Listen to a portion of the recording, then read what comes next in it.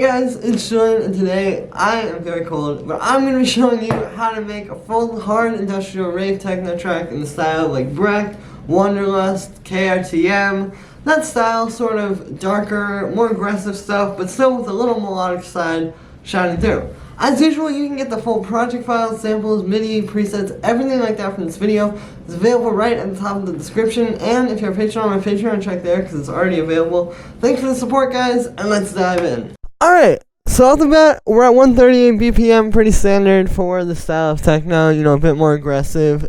And the first thing up here are the hi-hats.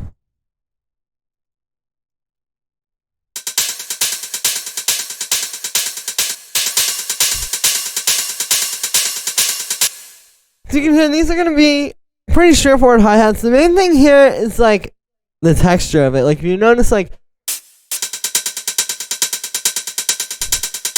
you know, this is like a very punchy hi-hat.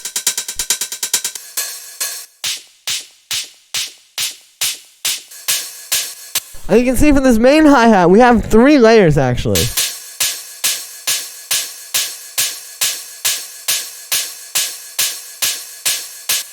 So you're just getting this like super punchy, fat hi-hat that's really going to cut through the mix. And this is important, you know, you need kind of like the kick and this hi-hat. Like those two together, that needs to work. So you kind of have to have these hit as hard as the kick, if that makes any sense. So yeah, we got 3 layers for that, so it's just like a nice mid-rangey one. This 909 hi-hat, which you can see has this reverb automation. Kind of gives it some movement, that sounds really good with the style. And then this other mid-rangey hi-hat. Yeah, so I recommend layering at least 2, 3 helps if you have like this, where like this one's mid-range, that one's punch, and that one's high-end. And then on the group of all the hi-hats, even though these are pretty aggressive sounding, supposed to see the ride here, got that spread out and got some auto pan on it. But even though these hi-hats are pretty aggressive sounding, we're not using any drum bus or saturation or anything like that. It's just a little bit of reverb, which this is actually more reverb than I would usually use, but like for hi-hats in a techno track. But with this style, I think it just kind of adds a bit more atmosphere and actually adds a lot to the sort of like industrial sound. So we've got that. And yeah, then we have these little percussions down here, which are kind of like working for the same thing.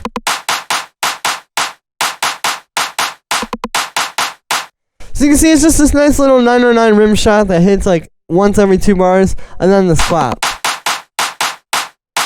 And yeah, those just kind of bring the percussion to life, you know. If we had like just the hi-hats and the kick,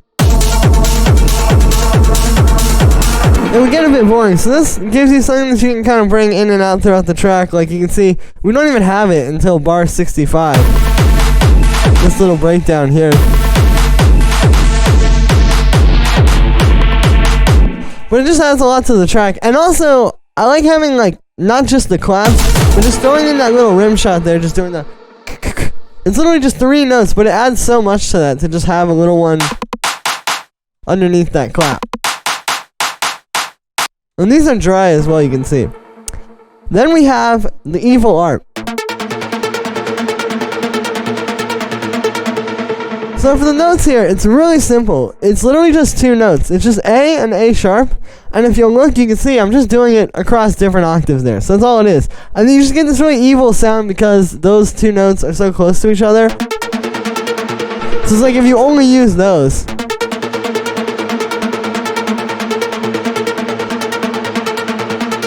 It just creates this very dark and aggressive atmosphere. But the other thing is that it's a lot simpler this way. You're not going to be like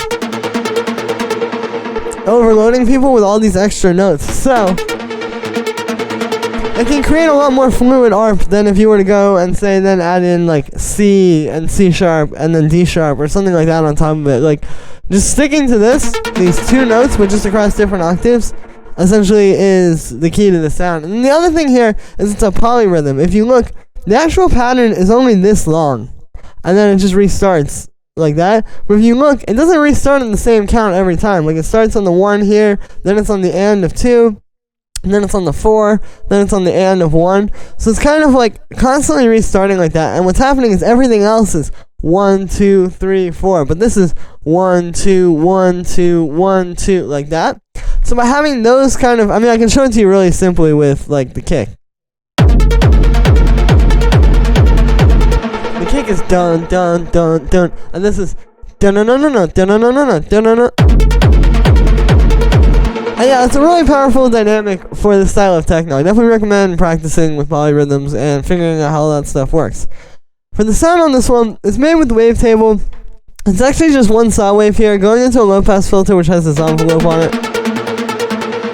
And then we just have this shimmer unison. So you can see it's not pretty heavy. Here's without it. And with it, you know, it gives it that more kind of uneasy, like evil sort of sound. And then we just have some echo, which you can see is automated just in this break here. Just to make it disappear a bit.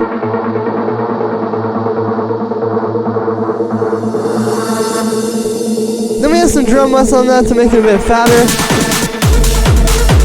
And the key here is just not over-saturating it, like just making it a bit more aggressive and fatter. But without it just being too crunchy.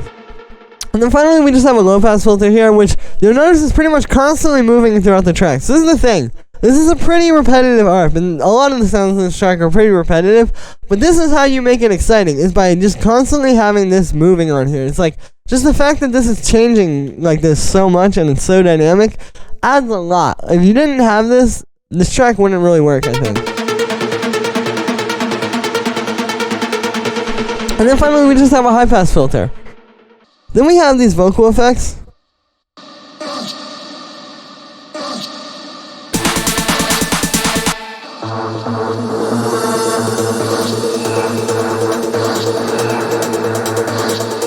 So you see, that's just like whoosh, every time. This is one of mine. It's from my Definitive Techno Vocals pack. But what's happening here is this is just kind of adding some nice atmosphere to the track. You'll also notice it's doing a bit of call and response with this little.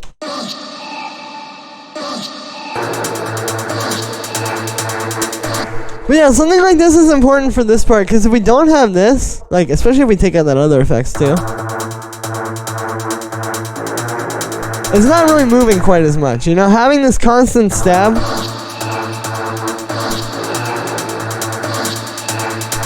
that's adding a lot there. So this is more important than you would think the first time you listen, and this just comes in throughout the track. You'll also notice there's some automation on that, so again, same deal, got a low pass filter just kind of constantly moving in some places.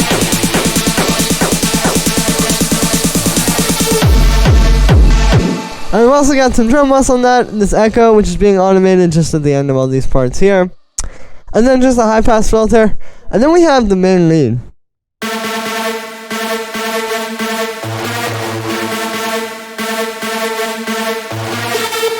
Which, if you look at this, you'll notice this is only playing two notes as well. This is just A, and really, this one is even more sparse than the Evil Art, because if you look, it's really just A, and then there's one A sharp here, just on that one note every time.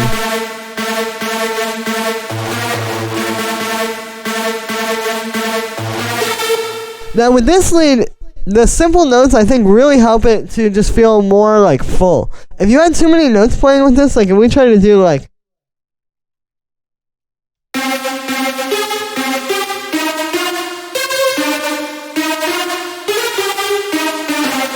you know, all that kind of stuff, like, yeah, you could add in all those notes and try to make it fun, but really, like, just keeping it really simple here is going to allow the sound to shine. You know, it's like, we're more just kind of letting this rest on how good it sounds as, like, this big, fat saw wave lead, rather than having all these extra notes, and then on top of that, a very big sound that would take away from it. Just super simple like this. The other thing is, it's going to be more catchy this way, I think, as well. So, for the sound on this one, it's made with wavetable. We have two saw waves here. You can see they're really heavily detuned. That's important for the sound. Like, the more detuned it is, the more kind of like dark, hard techno it's going to sound. So, it's important there. If I turn that off, it can start to sound really flat really quick. So, you want to make sure it's pretty detuned with this. And I would even take this one if you want to, and go opposite direction. Then we just have, you can see, a lot of unison as well. So, again, pretty important, like I was saying, to have that detune. And then we have some multi-band distortion. So here's without this. And then with it. So you can hear why we do this. And all we're doing here is we are distorting the lows with this lead here, where you can see that's really just making it like a little bit fatter. Obviously not too much crunch happening there because it's just the low end. But then we're distorting the mids and highs with this overdrive here. So here's without that. And then with it. So yeah, it's just a really great way to get that nice crunchy kind of sound without having like all the mess in the low end. Like if I just put that overdrive on the whole thing, you can see it gets kind of like flabby. But this keeps it nice and crisp. Then we just have some reverb. I have an EQ8 here, which is boosting a little bit in the mid-range to make this a bit more crunchy sounding, and also cutting the lows. I have some drum bus to fan it up, a low-pass filter, which is being automated, again, just keeping things very dynamic throughout the track, and also like just creating little moments like this.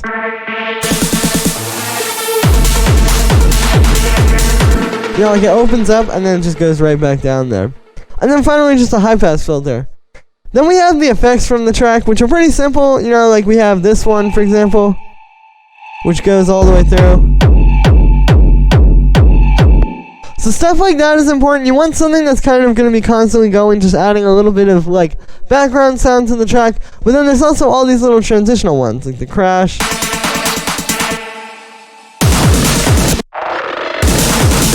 That little effects. We even have some sleeves here to carry the arrangement along. I have a building snare here.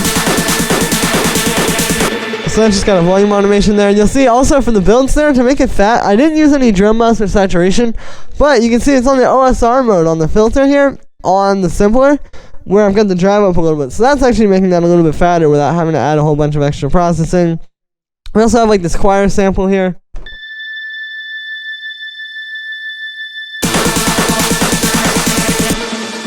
And then the last thing down here to show you is the kick bass. So I wanted to save this for last, but yeah, this is a new way of making these super hard distorted kicks like you guys hear in these type of tracks. There's a lot of different ways to make them, and it's definitely something that can be very nuanced. Obviously, like, I'm sure, like, literally all the producers that I named in the beginning of this video probably have a different method of doing it. There's a million ways of doing it, but I think that this is a really solid way to do it. So essentially, this type of kick, I think a lot of times people hear it and they think, okay, just take a 909 kick, distort it, and you're good. And that's not really going to do it. The key here is you do need a distorted 909, that is a big part of it, but you also need that punch, and then you also kind of need a little bit more stuff in the low end to really get the right sound. So it's 3 layers. It's this 909 kick, this main punchy kick,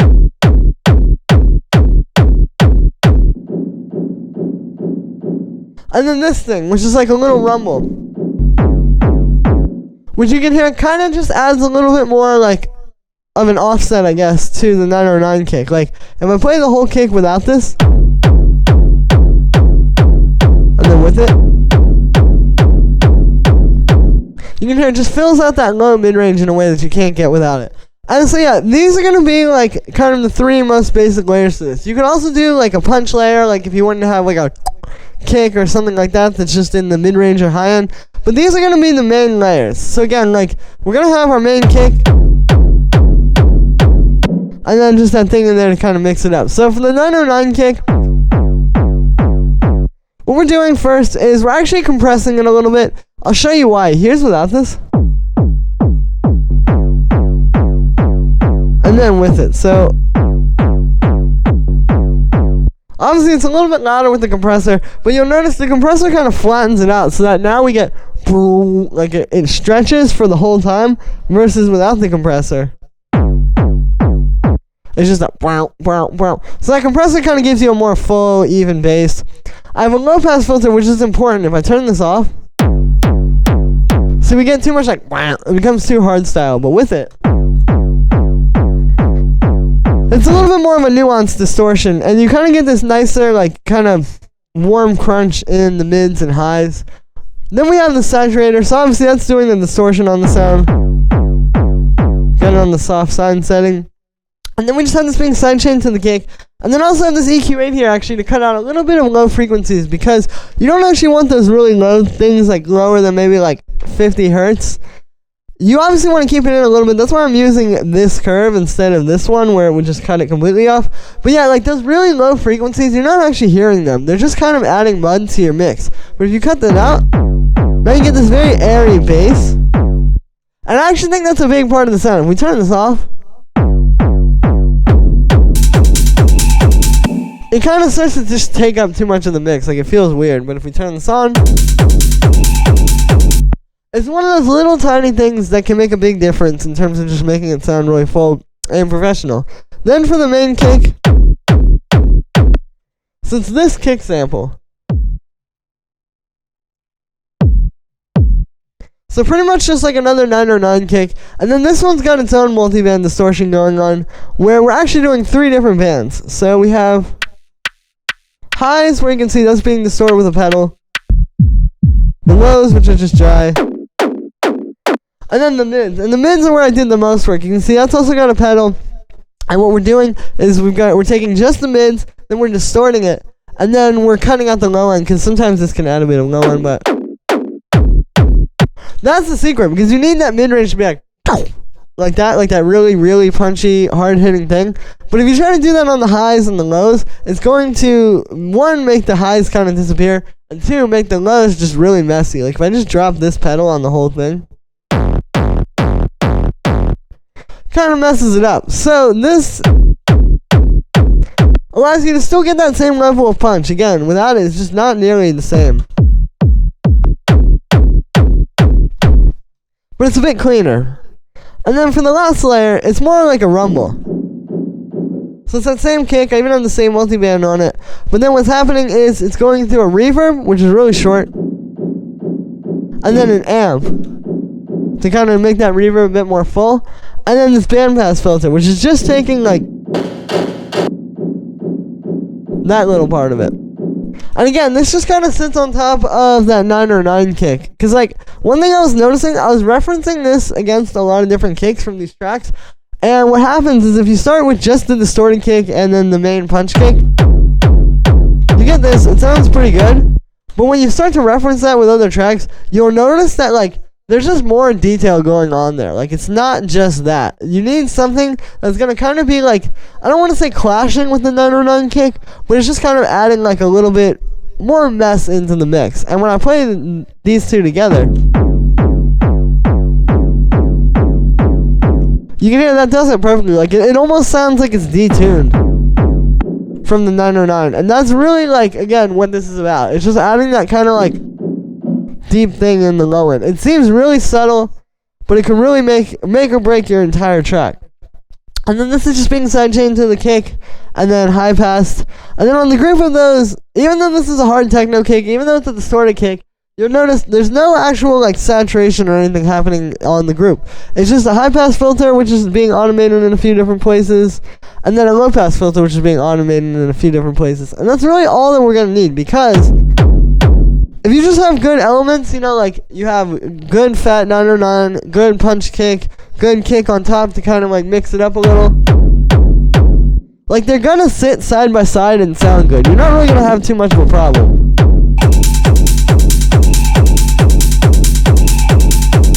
So we don't really want to go and mess that up with too much extra saturation or drum bus or anything like that. So yeah, you want to just focus on making your individual layers as good as possible, and then when you play them with all the other elements like this and with each other, it's going to sit right, rather than having to go and then do more like compression and saturation. All that stuff is going to do is mess it up. Just get good sounds to start with, and you should be pretty solid.